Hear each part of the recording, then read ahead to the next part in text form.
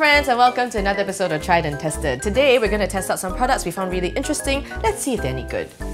This is apparently a transparent piece of film that you stick under your armpits and it's supposed to absorb sweat and still allow your skin to breathe at the same time. So you know how sometimes when you wear like clothes, right, and say it's light coloured, and when you sweat, sometimes it shows? So this is supposed to prevent that. In a very old episode, the Hollywood Secrets one, we kind of had something like that, but it looked more like a pad. So I guess this is like a new improved version where it's a film. Kind of looks like you're just supposed to stick it directly onto your armpit. See? 1, 2, 3. It's almost like the rice paper they put on candy, but a bit thinner and more elastic. So I'm only gonna put it on one side. Don't look at my armpit. I feel like exposing my armpit like very naked like that. Oh, it's very adhesive. Wow. It's like tickling my armpit.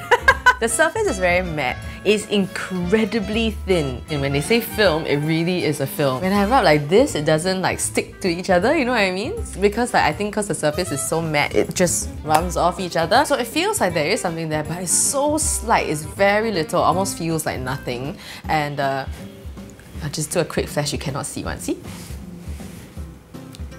Where? Don't have, right? So what I'm gonna do is I'm gonna have the sweat patch only on one side and then go for lunch and then come back and I guess measure the level of freshness. Okay, so I'm back from lunch and it's now time to test my armpits. Okay, let's see. The one without the film feels a bit clammier than the one with the film. I didn't sweat that much because it's not like I went to exercise or anything, so I think it's kind of a bit hard to tell, but considering the fact that this still feels very fresh, and this side doesn't, then I would say that this works. So now I'm just going to remove it. So you're not supposed to like pull it and stretch it, you're supposed to like slowly, gently roll it off almost, you know? Oh, this is interesting because when I take it out, I can sort of like see like these moisture spots on the film. Okay, I don't know if you can see it, but you know when you use oil blotter and then it soaks up the oil, right? Then there's some parts that are a bit transparent and some parts that are not. Now, I can definitely feel like a sticky residue on my armpit, but that's not the point now, right? This is by the end of the day you finish already. So I think this is really impressive. So I would have to give this a 9 out of 10.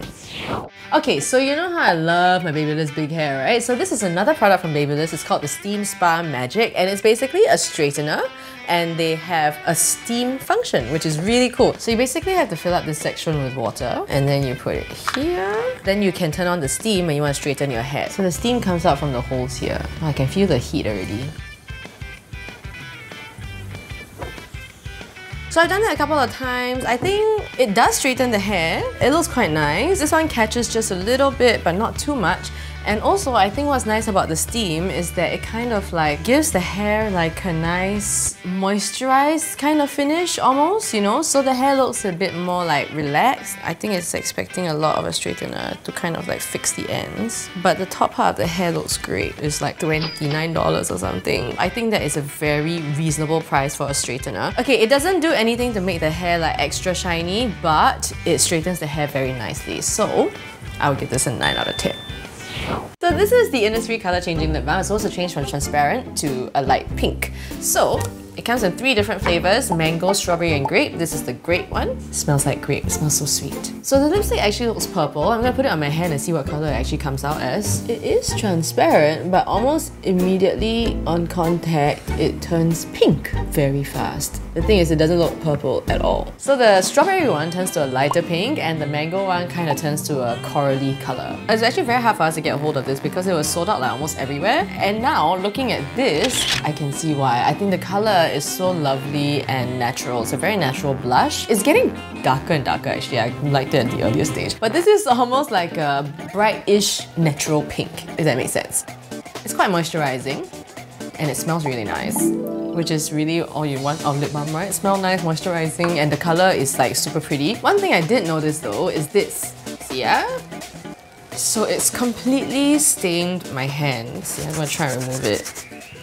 It's very hard to remove. So when I was younger, I actually used a type of lip balm that kind of does the same thing. It stains your lips or it changes to a natural colour. But then what happened was that it caused like some lip discoloration. So like my top lip is different color from my bottom lip. So I don't know if this will do that. It's just something to like watch out for. So I would give it an 8 because the color is very nice and natural and it's moisturizing, but I'm just a bit concerned about the staining thing.